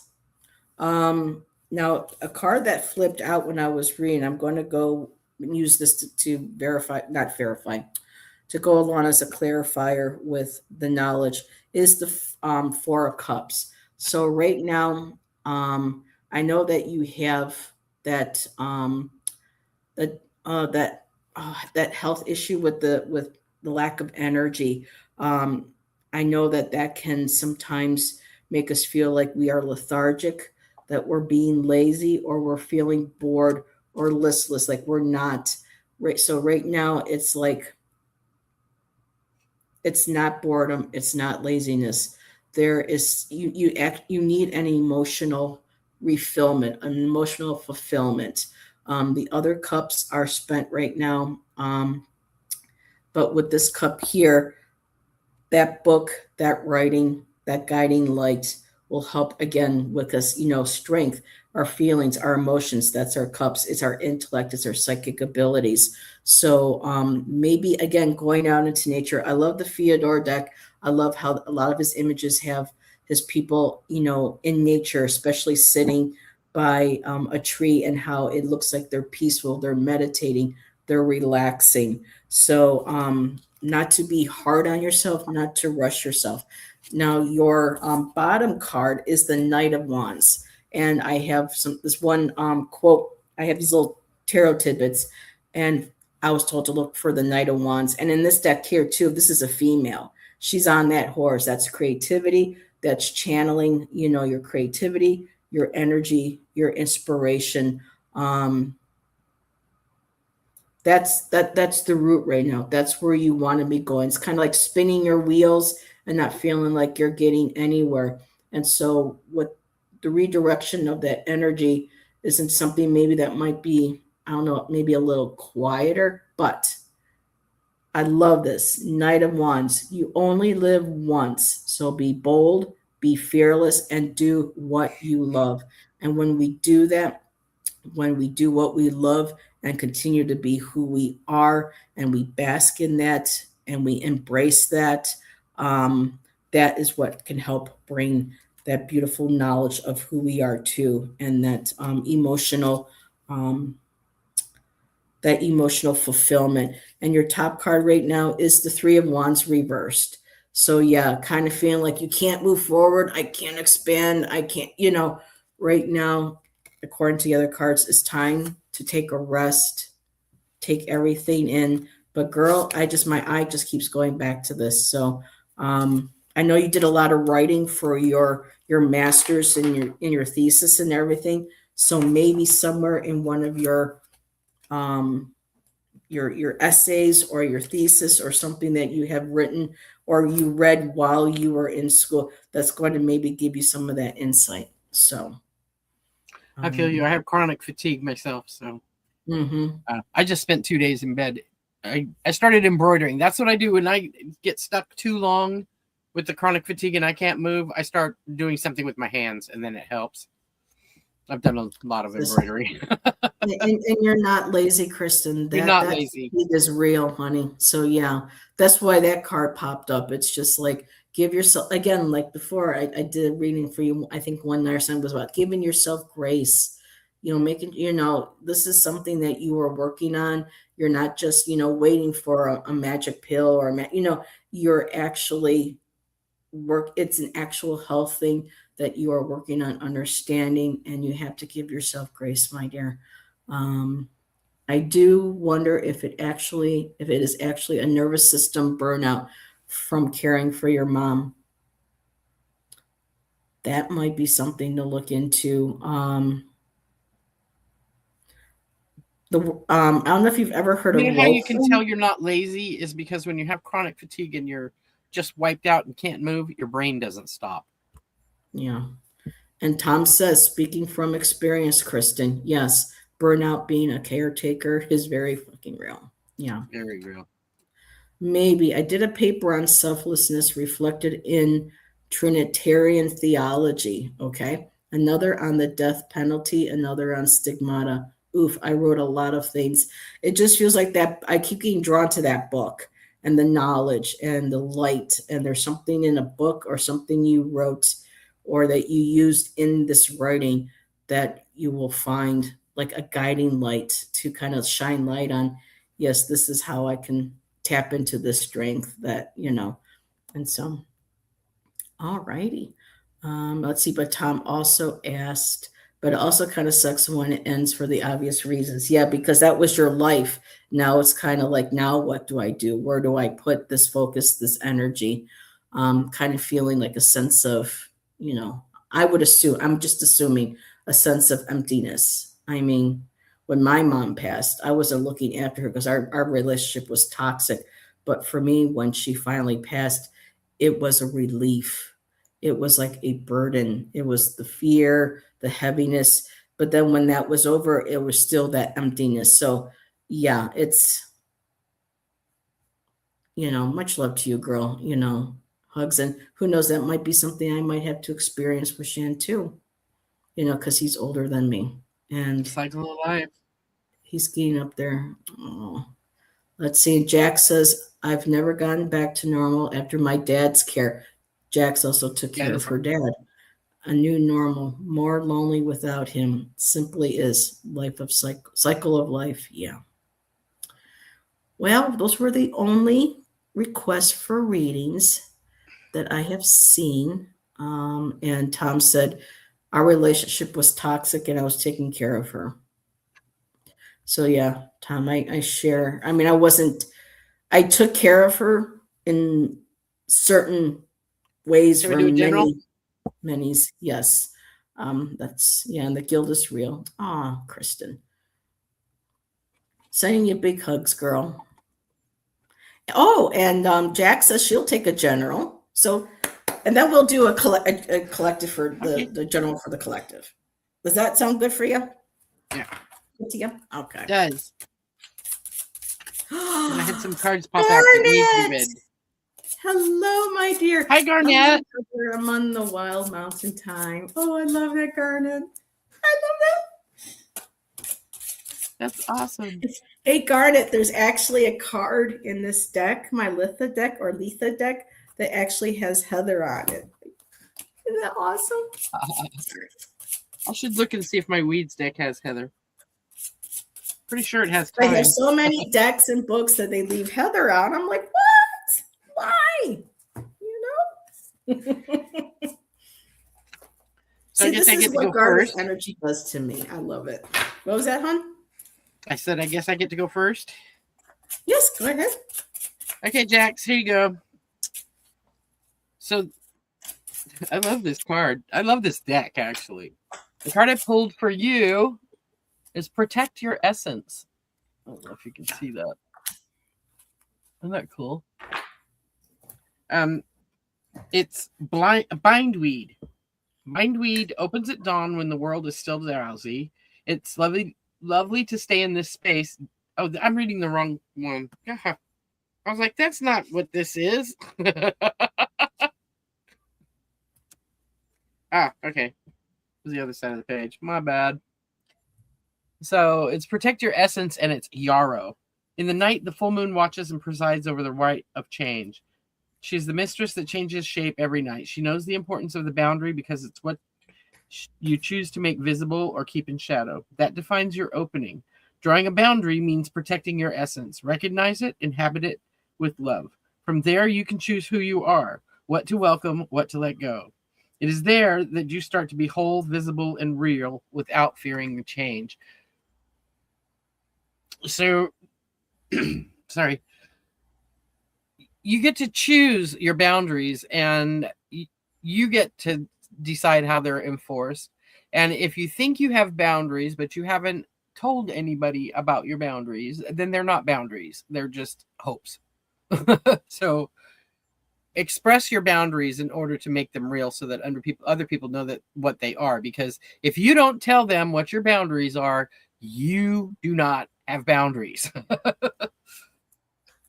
And then I pulled two dropped out on this one. And the other one is what I started reading.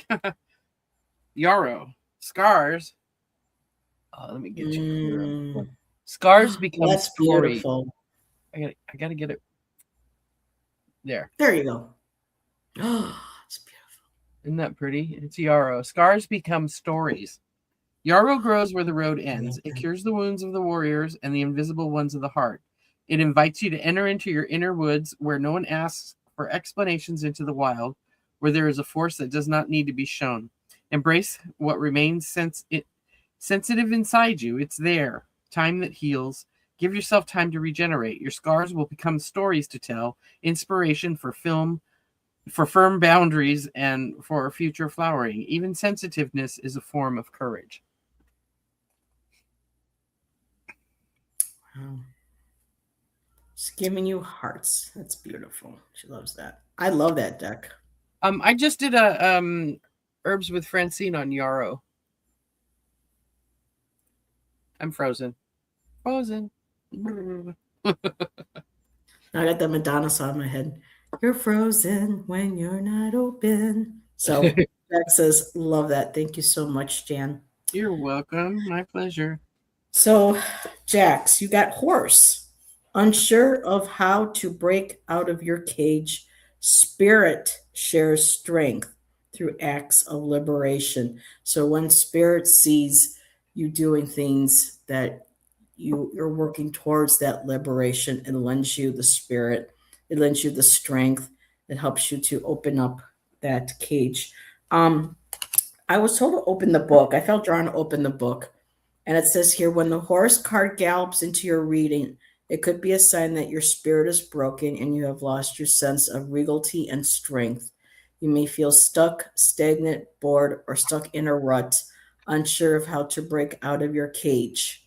Dig deep and reconnect with your sense of freedom. Remove the shoulds and supposed to-dos from your perspective and follow your heart and instincts. And that is what I'm getting with the cards. So with your top card here, it's the Eight of Swords. That's typically like us being not. It typically is like when we put ourselves in our own cage. So with this card here, it's about acknowledging maybe things that we think about ourselves that hold us back, or ways we communicate that hold us back. Or those could be, bindings, even though, well, she doesn't have a blindfold on her in this card, but this is a card saying that we can move out of this binding, this mental She's got her eyes closed. She can open them at any time. At any time. So, Jax, when you start breaking out of this cage, spirit shares strength. So call on spirit to help you tap into that inner strength. It's interesting. These last two readings are about strength and finding the strength within ourselves. So this is about watching how we talk about ourselves, what we allow others to communicate to us about ourselves. Like Jan said, boundaries, standing up for ourselves. Your underlying energy is, I know you want to do this. It's the chariot. So the underlying energy right now is that you are wanting to grab those reins. You're trying to get yourself grounded, in control, and focused on moving forward with your life. It's just right now it feels like you're bound, and it's time to kind of take a look at where it is that you might be adding to the unnecessary binding, and knowing that, like the horse, finding ways of liberating yourself and calling on spirit to help you with that. And I like how she put the little butterflies in here too, because when we do that, we find transformation. We transmute that energy, and we open our wings, and we can fly. So that's what I have for you, Caboose. She's the sassy caboose. Wait a minute. I hold back so I don't make him cry. Oh, okay. I got to back up a little bit. Okay. Oh, no, she's saying you're back. So, okay. Gotcha, girl.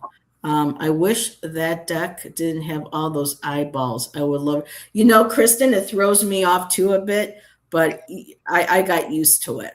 It's just, it just comes, I just end up focusing on the main image. It's really beautiful. So, all righty. Now it's time for our collective for everybody. I thank you everyone again for joining us and sharing space with Jan and I tonight. And hopefully those watching on playback.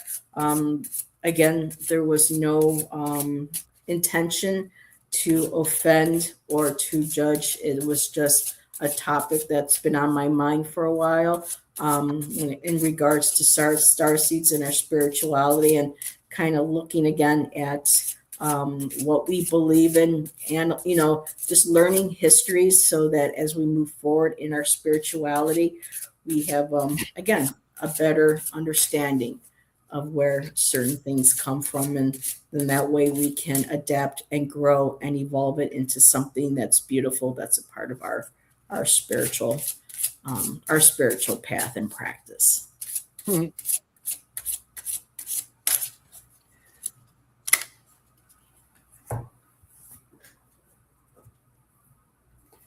Let's see what deck I'm going to use this one.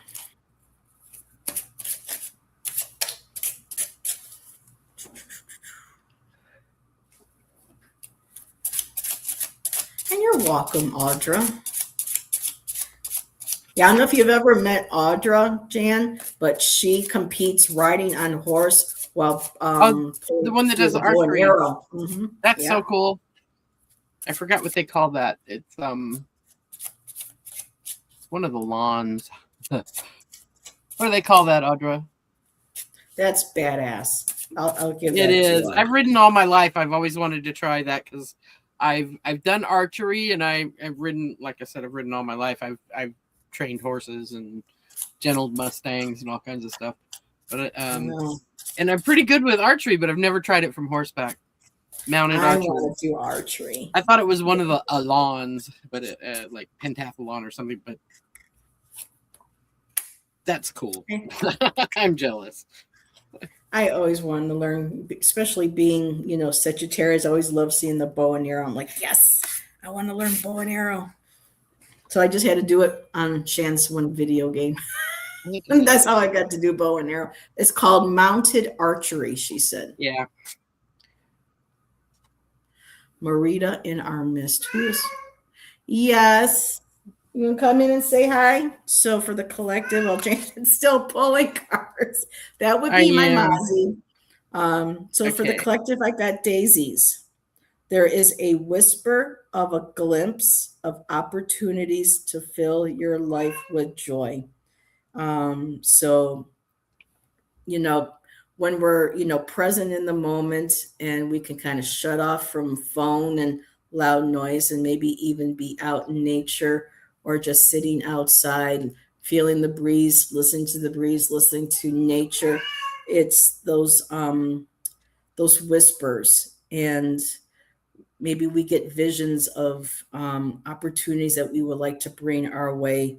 And so when we get those, this is basically like the Six of Cups, where they're extending, with the bouquets and the flowers. we have the child. So it's like, again, embracing the inner child, filling your life with happiness and joy, and allowing that energy to attract like to you. Again, this is a popular card tonight, Four of Cups. So for maybe many of us, the root, maybe even going to this weekend, feeling maybe we're exhausted, we're tired. Maybe it's okay to be lazy. Sometimes we need to take a break, taking a break again from social media, the news, maybe large crowds from large crowds being out in public, or for families, whatever it is. But taking time to again refill our wells, making sure that we're getting plenty of water, that we're connecting and trusting our intuition, and kind of being in that dream state, like with the daisies, glimpses of opportunities. So being in that meditative state with the Four of Cups, allowing that to come and influence. And the top card is the King of Wands. So watching, where we direct our energy, how we inspire others. Those could bring opportunities, to us, that could very well help refill that cup, get us excited again emotionally, and tapping into our intuition, our creativity. And so that's what I have. What you got, Dan? So the first card I pulled was the Five of Swords, which is all about conflict and intellectual arguments, stuff like that. But it's kind of a card of defeat. I'm still learning actual tarot, so bear with me. It's kind of a card of defeat, but you don't have to accept it that way. The second card I pulled was Temperance. I love this Temperance card. Look how good she is at pouring that. Yes.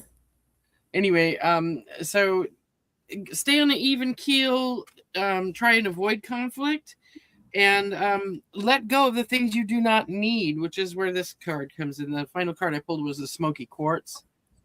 Ooh. And the Smoky Quartz is ground yourself, release what no longer serves you. So have temperance. It's not necessarily a defeat, and stay grounded. And let go of that which you do not need. If you are holding on to something that is not making you happy, or it just keeps crossing your mind over and over again, do some meditation, sit in the tub for a bit, and let it go. Got to make room for the good stuff. Yes. And Kristen likes that Temperance card. Isn't that a cool card? I love this deck. It's the Sacred Witch. Ooh. Nice. All righty. Well, Jan, we finally did it. We were trying for a few months. I'm sorry I was so unprepared. Oh, no worries. I have more than enough, and hopefully I didn't spew more than enough. But I appreciate you joining me. And Kristen says, I need that message. Let it go. Let it go. Yep. Absolutely. Let it go. And like Tay would say, shake it off as well. Oh, and Florence and the Machine. She did a song called I have been going through everything I own, and I have this huge pile in my living room of stuff I'm getting rid of. I'm either going to donate it or sell it or throw it away. One of the three. So, girl, what you got going on your channel? Anything you want to share? I'm going to do a Letha celebration. I'm going to be doing that on the 21st on Sunday. I'm going on 22nd, 29th with Scott. And I'm going on the 15th with Scott for his channelversary. And I generally do a Tuesday, Thursday, and Sunday with Francine Purple Moon Tarot. So we're having trouble with finding an appropriate streaming service. So I don't know how that's going to work out in the future. You're a busy lady. I've been trying really hard to make some more content for my channel. I have some I just have to edit. And the next thing I'm going to be putting up is how to make your own laundry detergent and dishwashing liquid. Oh, wow. Yeah, for pennies, literally for pennies. And then I've got some more fermenting stuff I'm going to upload. So she's the MacGyver of our community. I can make anything soap with gum and a match. Watch me. Watch me. Did I show you my grounding sandals? My grounding moccasins I made? No. Ooh, moccasins.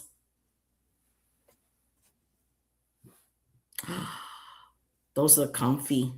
And they got copper in them to ground. Shan bought a copper bracelet because he heard about the copper being grounding and healing. So very cool. I love these. They're so comfortable. Of course, they're custom made for me, so they should be. But nice. yeah, I do a lot of. I make things. I make a lot of things. Yeah, I like creative people. What else do I got? Oh, I carve wood. I made this. Audra will appreciate it. Audra, does that look exactly right or what? Wow. That was my horse Sophie's baby shoes. Aww. So yeah, I do stuff. That's awesome. I made my shelves. See, when people say, "Oh, I can't draw. I'm not creative," I'm like, it doesn't have to be drawing. It can be, creating, detergent. It can be creating a beautiful hoof. I mean, it's just whatever we do that we love, that's creative, and we make. That's creativity. I use this as a a bookshelf thing, but I've always thought it would be so funny to have this coming out of the back of a horse trailer. Just on the door. And Audra says yes, it's exact. It looks exactly like a horse. I've handed that to people to show it to them, and they've gone, ew. Aw. I think it's cool. I have a new friend who used to ride, and there's an art store in Phoenix here in Oregon that it's called the Artist Attic or the Scrappy Crafter. She's got a couple names attached to her store, but it's an art supply store. It's awesome, but she has a tack shop attached to it. So you have art supplies, and then you walk into horse tack. And so my friend who used to ride and stuff on her family's ranch and stuff for people. So yep, she just absolutely fell in love with it. I took her there. She didn't even know it was there. So thank you, Garnet. I will take a look at these as soon as we are done. I gotta show you one more thing. Talking about my embroidery. When I get bored, when I quit smoking, I got a really bad case of chronic fatigue, and I sat in my bed literally for 2 months embroidering. And oh, I like the crow t-shirt. I do too. Did you see the rest?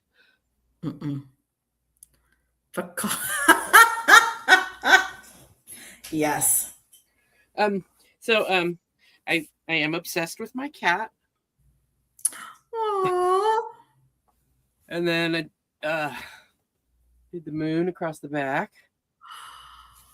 Well, you do textiles like Gerald does. And then I did some steampunk stuff on the front. Oh, that's cool.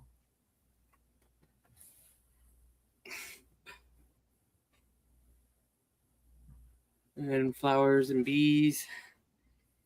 And of course my semicolon. Oh, really? Okay. And then I was thinking about having that tattoo, but I have very low pain tolerance. So I said, if I ever need to, I'll just do, a special, to temporary. But yeah, I definitely get the semicolon. I've seen 5 total solar eclipse and 1 annular. So I did that. Wow. Hello, darkness, my old friend. Jackie B is here. And it's Miss Jackie B if you're nasty. And Garnet says amazing embroidery. Yes. Thank you. Yeah, I like it. I have fun embroidering. I freehand everything. I don't use patterns or anything. Wow. Anyway, Cool. I want to go on painting. I don't paint the way you guys do, but I do paint things. So when Jonathan is visiting family right now, he's in the States.